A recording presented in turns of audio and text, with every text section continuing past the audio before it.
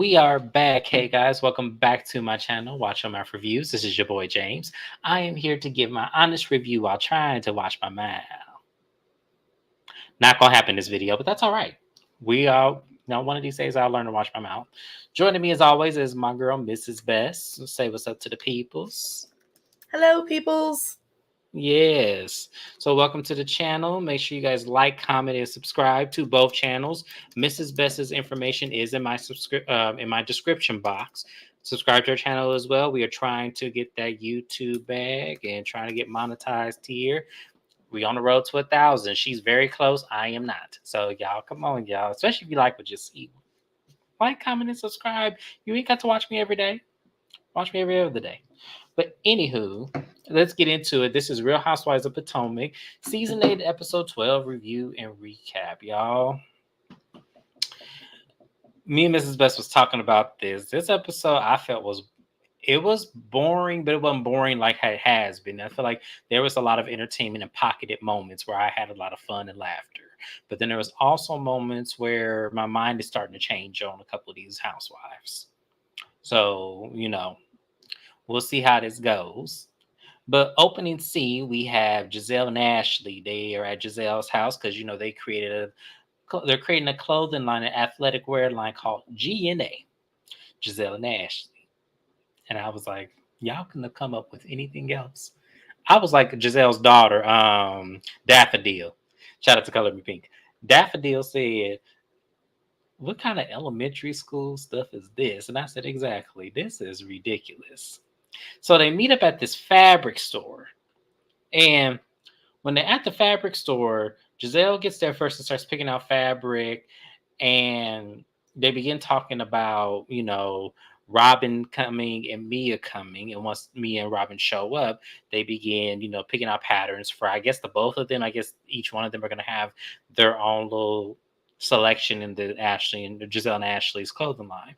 And as they're talking, Wendy's event comes up. And they said that everybody got an invite. And at first, Giselle said, "Well, Nneka didn't get an invite." And Ashley said, "No, she did. She definitely got an invite." And they said, "Oh, yeah, she's not." And Bravo, shady asses, points out Wendy's phone. And in Wendy's phone, Nneka is shown as Ashley's friend, which I thought was hilarious, if you ask me. And the girl's like, "Do you think Ike will be invited?" And Mia's like, "No, Ike was definitely not on that list because Eddie invited the men." And I wouldn't have invited Ike either. I wouldn't have, because how he acted at the pickleball event. He didn't even have to do all of that. All he had to say is, remember me? Okay, well, we had, this class together, or we were at this function together, or we were at this after school program together. We may not have been on speaking terms, but, we were just on the same thing. I just knew you from that. All he had to do was say that. He had to say it with your chest, Eddie, and all this kind of stuff. He didn't have to do all that. So, no, I wouldn't have invited him either. So we then pan it on over to Candace's house. Candace is pretty much reading for Hush, which I have to check out because someone told me it was good. I haven't seen it yet, but someone told me that series is good. It is. It's okay. It It's is. yeah. It's not. It's not bad. It's definitely better than a Tyler Perry production. Oh, okay. Well, congrats to Candace staying booked and busy, trying to make sure she covered that mortgage for that house. Girl, we see you and we proud of you over here. Watch your mouth reviews and Mrs. Best. We proud of you, Candace. So Candace pretty much tells him that she's not going to be able to make the full time of Wendy's event. She's going to show up and then leave, but she tells Chris, "Make sure you get the good weed because I want to be able to, roll the blunts when I get home." And she also asks him, "How do you feel about, going running into Giselle because she's going to be there, and Ashley?" And Chris was like, "I'm fine with whoever's cool with me. I ain't got no problem. If they speak, I'll say hello." And that's very mature of Chris. Because the things that Ashley and Giselle particularly were alleging about him, it was kind of like, ooh. Because I feel like this man, even though it was rumored that he lost his job another way, I feel like that was probably one of the demise of him losing his job at the W Hotel at the rooftop bar or kitchen or whatever that was up there. So I don't know if I would have been too happy or too pleased to see them two ladies. So we'll see about that. Next thing we show is Aneka at her house. She is starting a champagne line. She drinks champagne from the sun up to the sundown. She takes her prenatals with that, which we talked about on my channel. I don't know why she does that because I feel like that will block whatever the prenatal was supposed to be doing. But that's my opinion. Just saying. She has LeBay and Arshika come over. And when they walk into the house, she tells them, I ain't got no furniture, I ain't got no stove, I got a refrigerator, and none of my appliances are here. And that's one of the things I don't want when I buy my first house. I do not want to move into a house that I have to remodel and do renovations. I want it to be moving ready. I almost will buy the furniture and choose a model home. That's kind of how I am. If the furniture looks nice, I might buy that too. Just saying, because I'm not one of those people that wants to do renovation. Who wants to do that? That is ridiculous. But the house is coming along nice. It looks very nice. It looks like it's going to be, her house is huge. So it looks like it's going to be very good. I've looked at houses in Potomac. They're not that impressive. So it's very interesting that Bravo chose a show surrounding a small little city in Maryland that houses, some of the houses are aesthetically pleasing, but some of them look run down and old. So maybe old money was the theme. I don't know. But Aneka says that she wants to have like kind of a pajama inspired unpacking party because she has not unpacked none of her wedding gifts yet. Now, mind you, Aneka and Dr. Ike have been married for 2 years at this point. She ain't never opened up them gifts. I don't know if that's something newlyweds do. They wait to open up their gifts later on in life when they need them. I get wedding gifts. I'm opening them right away because I want to see what I can use or what I can get rid of or give away. I know don't nobody buy me nothing, but I'm just saying because I'm not a big gift person, so you That's know. actually rude and uncouth. I know they're supposed to wait. There's like a 3 month rule on the wedding or something. There's like a timeline, and that's why Kim Kardashian, when she married the Chris Humphries guy, she had to give all her gifts back. Uh, That it's would be like me. little stupid beliefs. I actually thought that was a little rude to do. Don't have people buying gifts and showing up, and you ain't open the fucking gifts, and Right. That's crazy you to me. like send thank yous out to everybody like pre gift opening, or like how does that work? Right. I was confused about that too. I was like, huh, okay. She just doesn't open. Well, hey, I'm just gonna do like this. If it works, she like it, I love it. But anyways, the conversation comes up about Wendy. And Aneka said, well, Wendy just invited me to Eddie's Happy Eddie events that they're having. And I thought it was very nice. Now, this is where now at first I have to shout out to Kempire because he pointed this out. I didn't even think about this because that's how much I wasn't engaged with this scene. He said, I don't trust LeBay with this whole situation based on this scene. So I had to go back and rewatch it because I was like, oh, yeah, what is he talking about? It was her saying, well, be careful because you're on Wendy's territory. I said, huh? What the hell does that mean? You're on Wendy's territory. I need someone to explain that to me. Because if you're coming in peace and Wendy is an issue for you, why would you then pre-warn her to an event? And then Arshika over there in the corner talking about, oh yeah, I'm gonna keep my phone on just in case. And it was like, y'all are perpetuating this foolishness when this lady started with her first. Here's it. I just want what they need to be discussing is Sarah V, Neutrogena, pink grapefruit face wash. Um, Proactive is a good one if your skin can take it. Bare minerals for the makeup that you wear in between it. That's what they need to be discussing. Y'all, I'm That's not doing this with her. I'm not doing this with her. But yeah, what. I'm watching. Yeah, I'm watching you, Levitt, because I honestly, I'm starting to question if how you took that conversation with Wendy's mama, if that really is how it went down, based on what you're saying, because it seems like you're trying to keep them further apart when these women need to come together because they're on a TV show together. They Leb are, is the problem. Leb yeah, is the Leb is the problem. She's a big problem. I viewed Arshika not so much. I was like, who is this chick? Why is she here? But Lev is the only common denominator between all of these people. Lev is the thing that is connecting Aneka to Wendy and them because of Wendy's sister. Leb is messy, traditional Nigerian messy woman. I could say it. Come for me. We the same people. Good luck. But I just I feel like Lev is the problem. Lev probably is mad that she didn't get noticed more being like through Wendy and her side. And I feel like it could be a jealousy thing. I don't know. She just seems intentionally messy.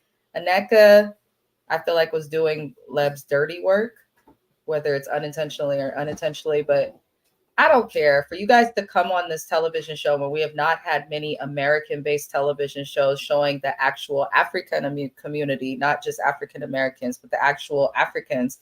For y'all to come on this show and then make us look like this, I am partially African, well, more than 50%, but like it bothered me a little bit because I've seen Africans on other shows that are American. I've seen them like come together and help each other, bridge a gap, make it like, normal to see them on TV just as it is to see Black Americans on TV. But now we got all this shit. Like, that's all y'all can talk about, that and champagne.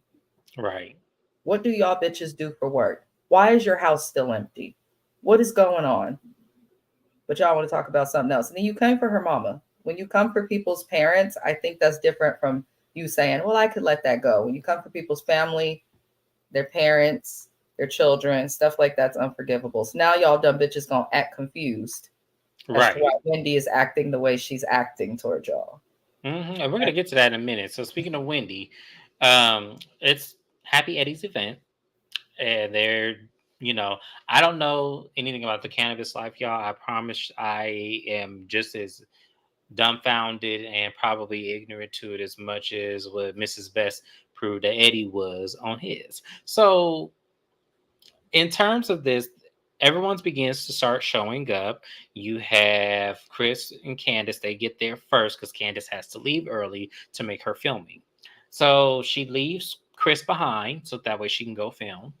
And as Chris is there, he sees Ashley walk in and he's not that impressed. And then Ashley, with her old big old egghead ass, pissed me off. And gonna sit up there and say, I have no desire to talk to Chris or see him again or anything of that because I just brought something to his attention or to Candace's attention, and they just made it seem like it was a way bigger deal. And it was like, Ashley, first off, Big Bird lied to your ass and to the whole fucking world about Chris and his actions. That man ain't bit more looked at that friend or checked her out or flirted with her no more than anybody else. And aside from that, when he slid into your DM, which he commented on a fucking picture on your story, you tried to make that even a big deal. Talking about come to the W, he was saying come to the W just because he knows that you are well connected and that can bring people. That's what they do. It's called networking. You took all that shit and made it this whole cheating scandal. So yeah, if I was Chris, I wouldn't have nothing for you anyway. Man, when I tell you, you be all kind of egg and football heads and all kind of shit, I'm telling you, you would have got red every time I saw you.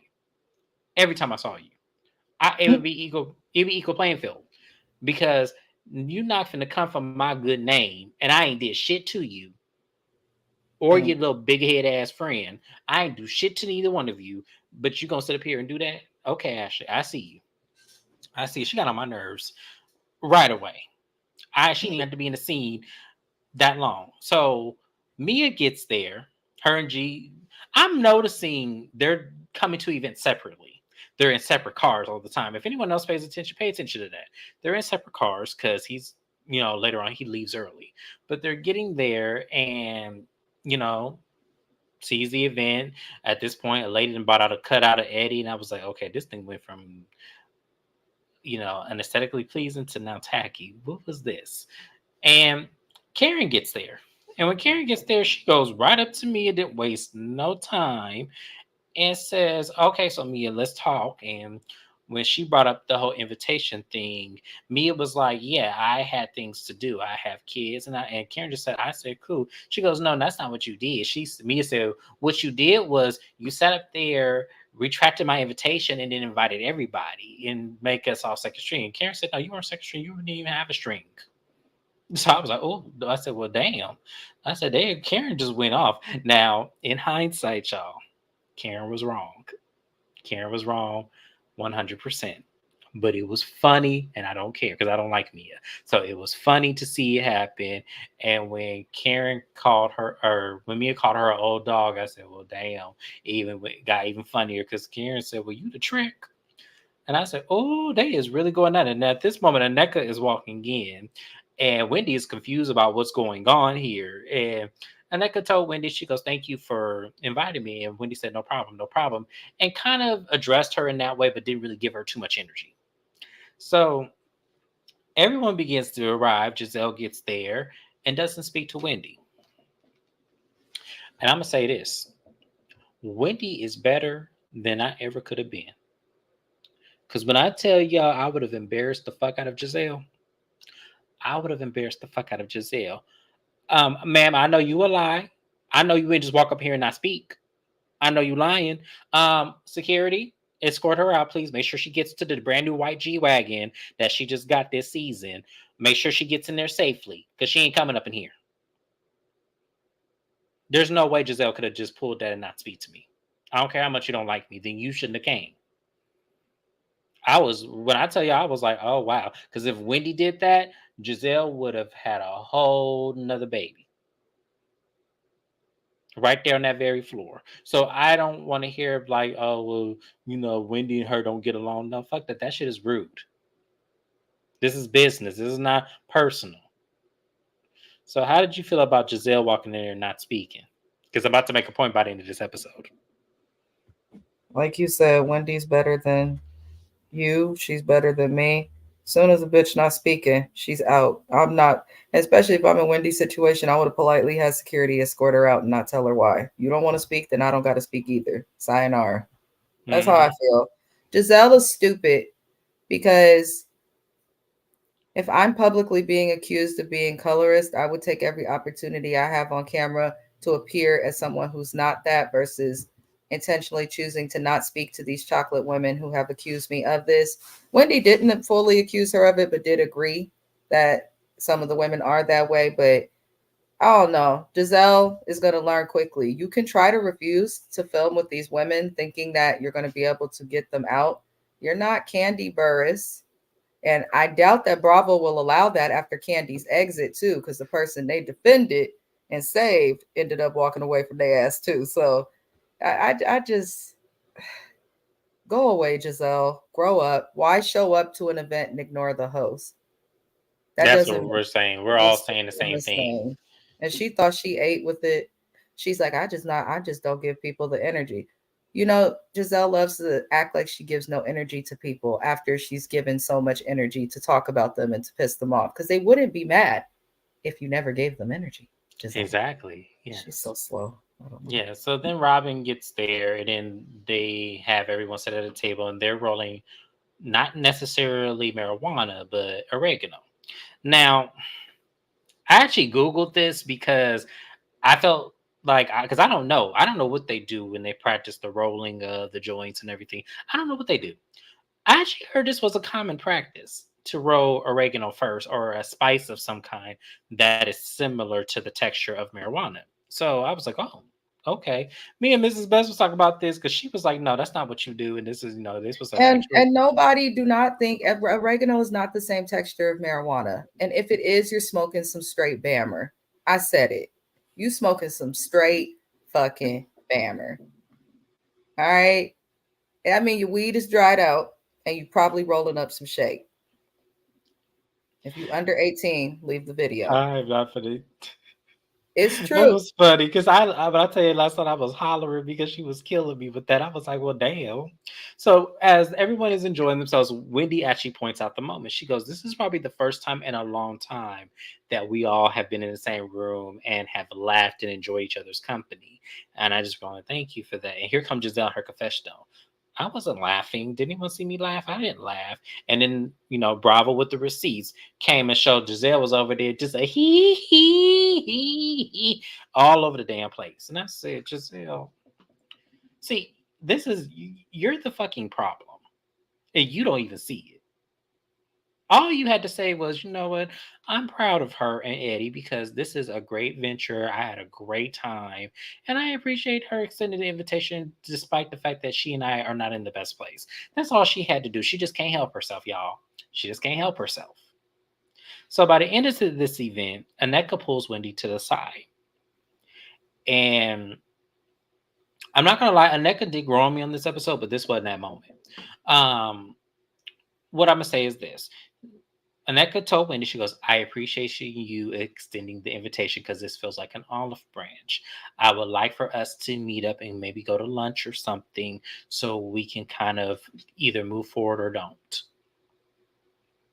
And it was like, and I was Wendy. Wait, what? Because Wendy was processing the hell out of that, what she just said. Like, Wendy was like, okay, well, you know what? Look, I received what you're saying. And, let me just think about it. That's all I'm going to give you. So this is what I wanted Aneka to do in this moment right here.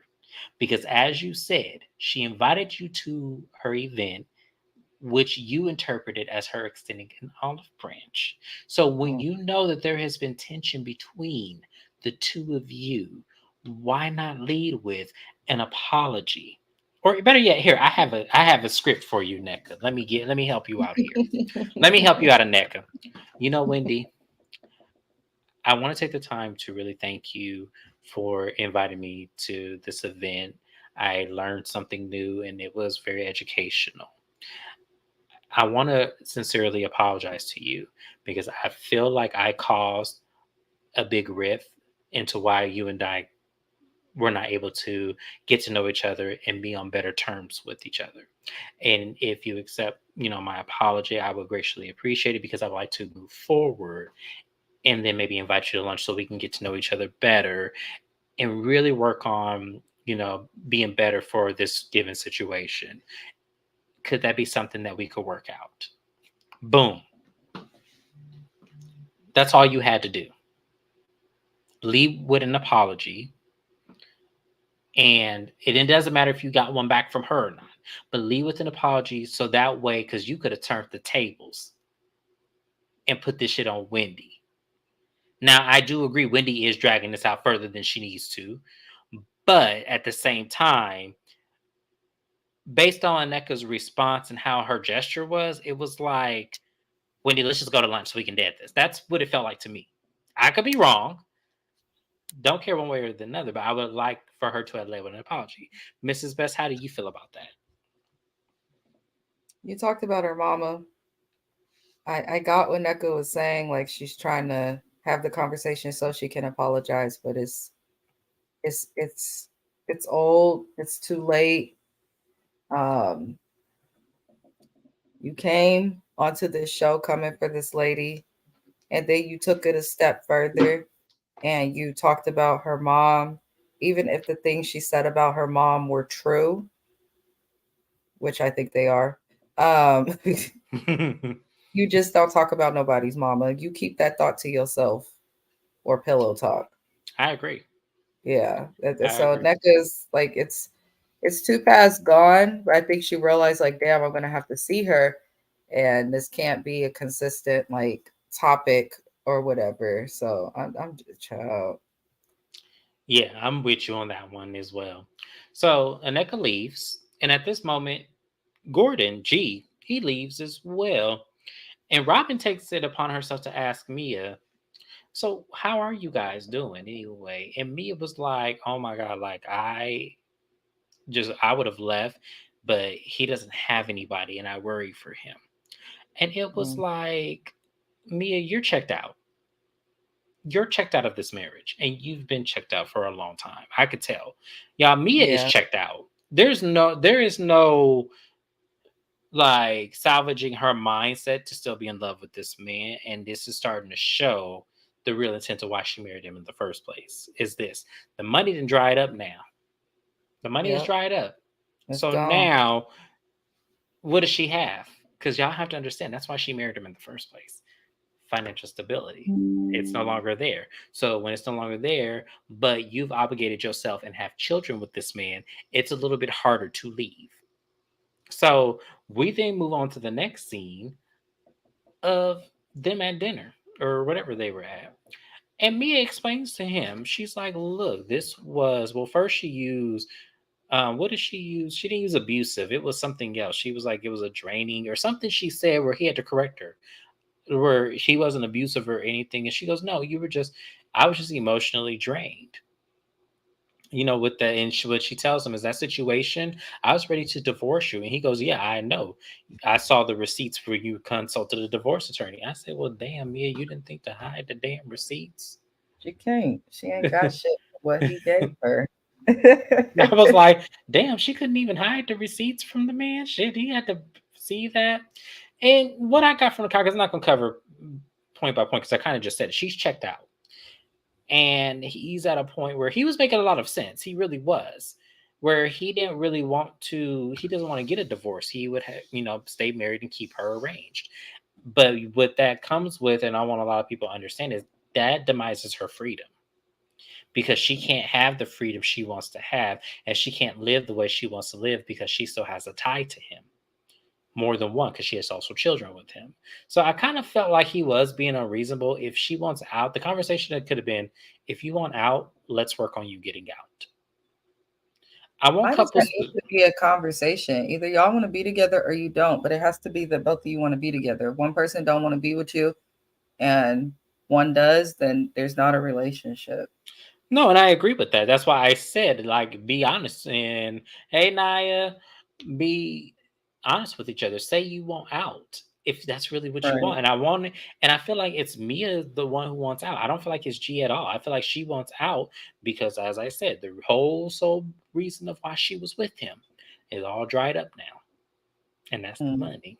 So we know in today's time they have filed for divorce, and we know in today's time she is engaged to another man, someone she's known for a long time. I watched his interview with Carlos King, and he gave a lot of history. He knew Jacqueline; they've been together since they were teenagers, and he gave the history on her and G. It was very entertaining and then also very educational because we learned a lot about Mia. So moving on from there, Aneka is having her party, and she, has her sister over. I can't remember her sister's name, but I was looking at that sister's skin, and I said, I can't put my finger on it, but interesting. But her sister was, helping her set up for the party. Giselle gets there first. Giselle love, it's like Heather with her Range Rover. Giselle loves showing us this whole new Mercedes G Wagon that she is rolling in. She wants y'all to see this G Wagon, I promise you. Because she want to get out of that Gucci bug that she was, rolling in that was Jamal's. So now she done got this, very expensive Mercedes. We see you, Giselle. We know. We got it. We know. Bravo, stop filming this shit with her getting out that car. Just saying, because don't nobody care. But she gets I didn't there. even notice it till you said something. Well, Just because it there. was like, well, it's hard to, because every time I see, I'm like, why do they keep showing this lady's car? It was like Heather's Range Rover. Why do y'all keep showing this Range Rover? We get it. She got a Range Rover. We get it. Giselle got a Mercedes G Wagon. Why do y'all keep showing this? But anyways, they go into Aneka's house. All the ladies begin to arrive, and honestly, I'm gonna keep it real with y'all. It was very boring. It was a very boring party. But Wendy does not show, and her friend Kiana, Kiana, um, cares one of them Anna's Aisha's, one of them came in, and they asked her, "Where's Wendy?" And Wendy told Kierna that, I don't feel comfortable coming there. Here go Giselle. Well, why she didn't tell NECA? Why she didn't tell the host? That's very rude. I said, ma'am,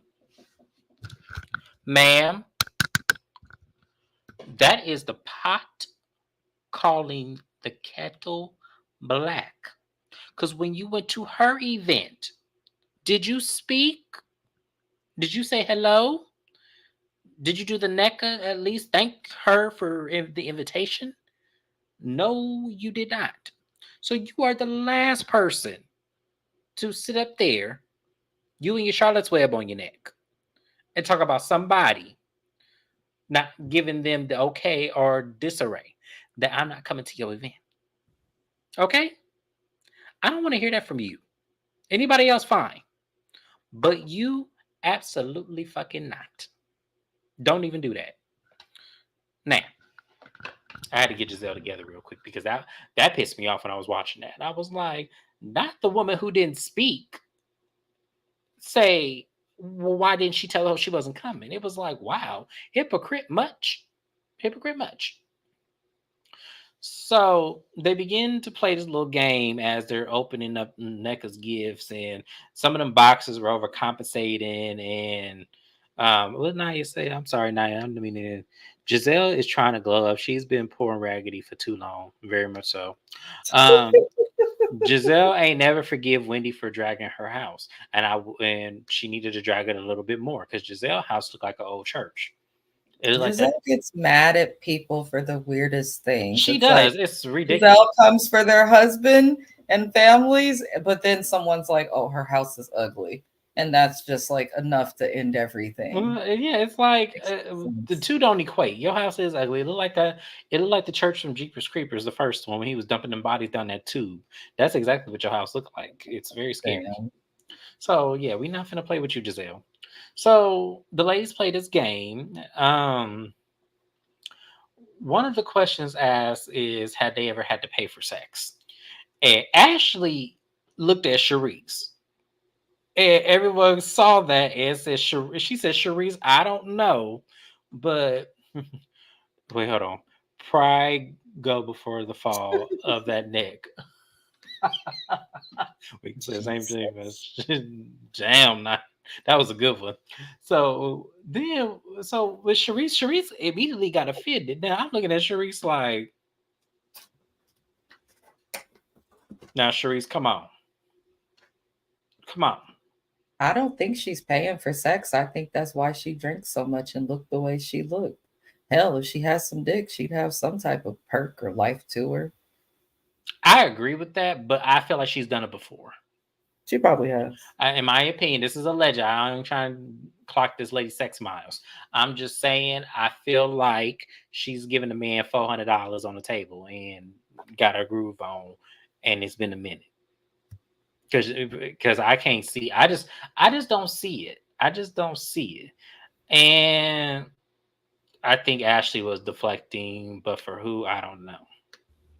Mm. I don't know if I feel Ashley was deflecting. I could believe Ashley doesn't pay for her. Okay, so let's play a little game real quick. Out of that whole room, I believe Giselle has paid. I believe Sharice has paid. I believe. Mm, I don't believe Mia's paid, so I'm not going to No, include she's her. charged, not paid.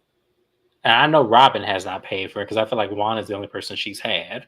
So she paying for it now. We could say that. Damn. Yeah, we could say that. She paying for it now. Um, who else? Who else was in that room? Um,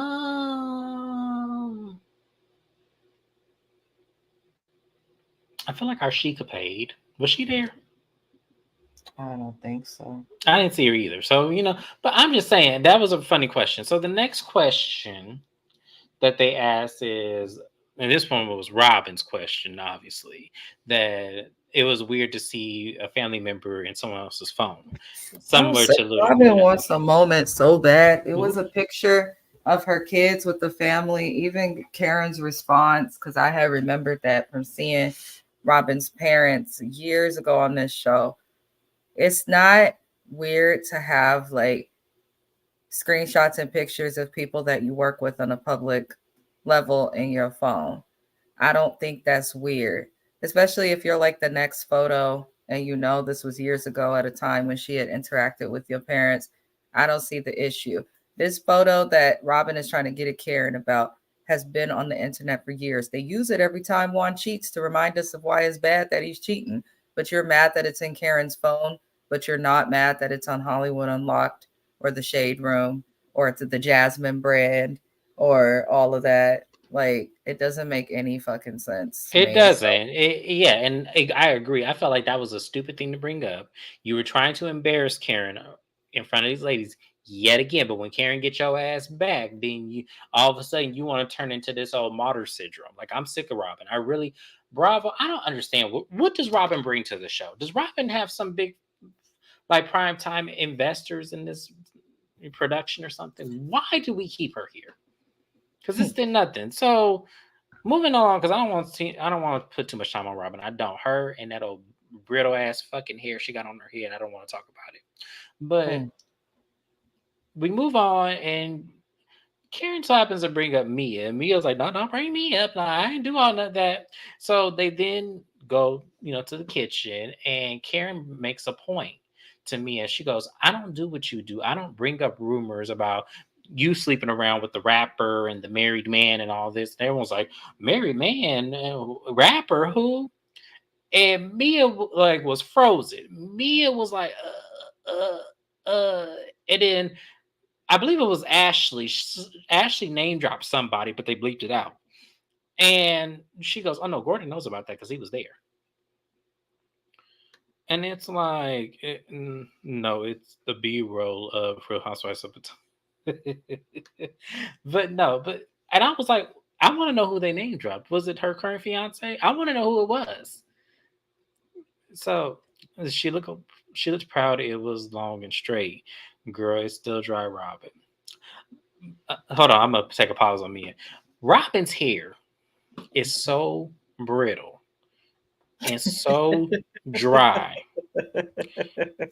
I know it's a weave, but I don't know how Robin. I don't know how it doesn't itch. I don't know how it doesn't. It ain't hot. I don't know how that shit didn't catch on fire. That looked like a fire hazard. That looked like some shit that if I was in the same room with Robin, I would run. Cause that look like if a lady light up a cigarette, that look like that hair gonna catch right on fire. If we at a restaurant, I would want to be with Robin in that hair. Hmm. Like Robin, you need some dry condition. That's oh Lord. No, it's true. I don't know why her and Giselle don't don't the little black gay dude do Giselle hair. What happened to him? I forgot about him. What happened with him? Hell, The he matter, that's not the best fucking person to have on your resume. I did Giselle Bryant's hair. It's like, I know not to hire you. oh yeah, the stylist too, the clothing stylist, whoever that is. Lady, don't put Giselle on your resume. Just don't do it, just because it ain't flattering. I'm just saying. I feel like Giselle pick out her own shit, but I wouldn't want to be associated. I'm just saying. I Sure. wouldn't tell. I promise you, I wouldn't say a damn thing. I don't know Giselle. Giselle didn't wave at me. I know she didn't. She didn't say my name. That ain't my name. She said something else. But anyways, but the whole Karen and Mia thing was hilarious. I'm just saying it was funny as hell, and I don't know. I just feel like who do you think is more at fault here? Do you think I think Karen was wrong for the invite thing, but I feel like I don't know. I feel like her Mm, going after me. I don't know. I'm kind of 50-50 with it. Because I feel like, yes, Karen was wrong. Absolutely. But at the same time, it was funny seeing her to get Mia together. So I'm not mad because I don't like Mia. So I feel like for me, I'm not going to be Giselle and just say that she deserved to have Karen reprimand her because she didn't. But at the same time, you can't tell somebody how to read. As long as she didn't put her hands on her, I don't see the problem with the read. That's how I feel. yeah.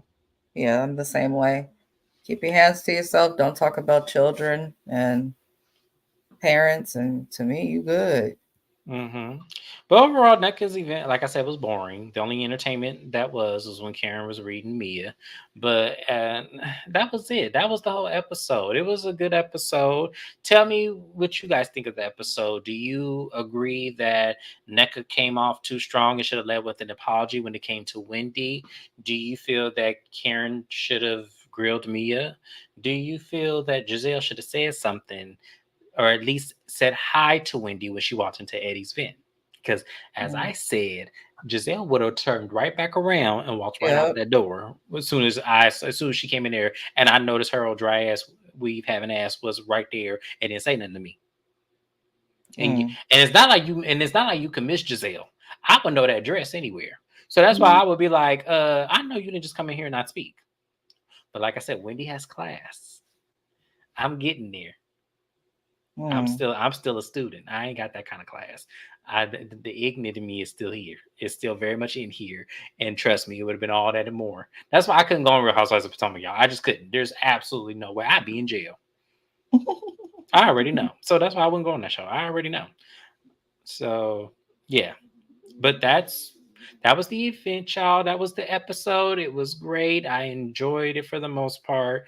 It's getting better. But now we're gonna go ahead and move it on to Married to Medicine. Make sure you like, comment, and subscribe. You don't want to miss Married to Medicine because that episode was a doozy. So many opinions that I have and so many questions. We'll see you there. Bye bye.